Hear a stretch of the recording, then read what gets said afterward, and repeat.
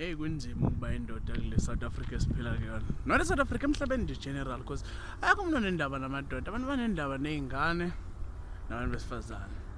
Yabona makukhohlela ingane eteksini ithi thi awu pakethu nani bo nimhlihleni makukhohlela indoda uthi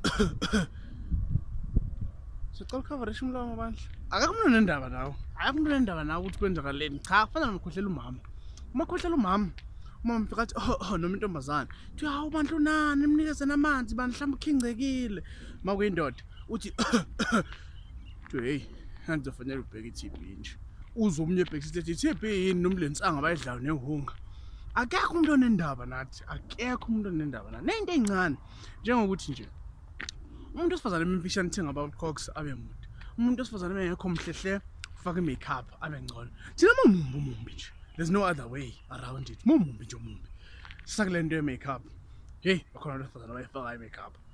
Hey, khona abantu abayipixayo. Okay, khona umehluko phakathi kokuyifaka nokuyipixa. Khona abantu abasifazane abayipixayo i-makeup. Yazi uthi umuntu uyambuka ubone khona uqinsi lweleya lwempuphu.